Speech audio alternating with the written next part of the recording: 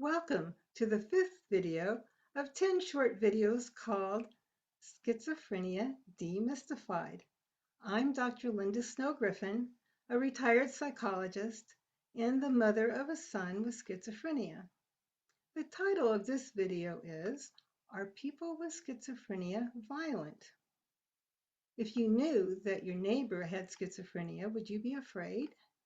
Would you view him or her as dangerous or a threat to your family? If those are your thoughts, then you have lots of company. Recent polls indicate that many people are afraid of individuals diagnosed with schizophrenia. In fact, that fear has even increased more recently. Studies discovered that many are afraid to have someone with schizophrenia as a neighbor. In other studies, a large percentage blame the increase in mass murders and gun violence on people with psychotic thinking. Even in this day and age, individuals with schizophrenia are thought to have Dr. Jekyll and Mr. Hyde personalities that can suddenly become aggressive or violent at the drop of a hat. Facts do not support these fears. Dr. Jeffrey Swanson and Associates found that mental illness is a poor predictor of violence. He and his colleagues state that if all mental illness were cured today, the violence in our country would only be reduced by 4%. According to an article published in the American Journal of Public Health, most individuals with serious mental illness, such as schizophrenia, are more likely to harm themselves than others and are more often the victims of crime or abuse.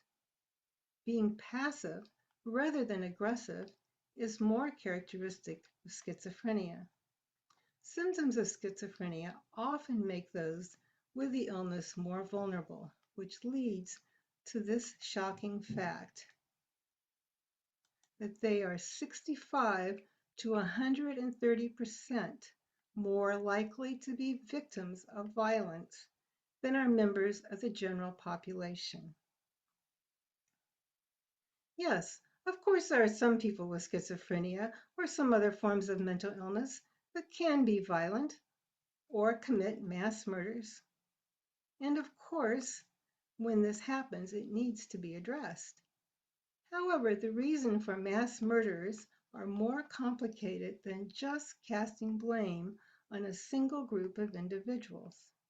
Recent research on possible causes of mass shootings appear to be a complex interaction of psychological, social, economic, and cultural factors. Doctors Peterson and Densley from the Violence Project found in their research that psychotic symptoms were identified as a primary motivator in only 10% of mass shootings. And 20% of the time, psychotic symptoms played a moderate to minor role and were not the primary motivator. This means then that psychosis was not a factor in 70% of the shootings.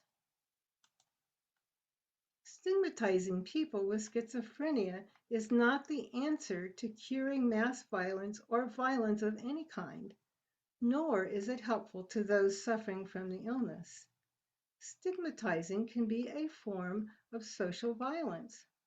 It can prevent the person with schizophrenia from feeling accepted, contribute to discrimination in many job settings or social settings, and lead to self-stigma as well. And sadly, stigma can also prevent individuals from seeking treatment. Many try to ignore or fight their diagnosis or symptoms because of the negativity associated with the diagnosis. For psychotic individuals, this delay may lead to more profound neurological damage.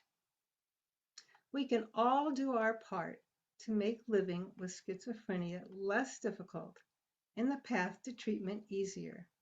We can dispel the myths and talk more openly about schizophrenia.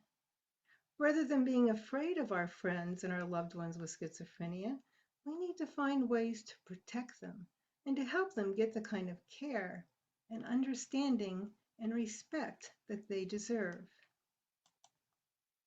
Thank you for watching this video. The next video will look at an important question related to getting early treatment. What are the early symptoms of schizophrenia?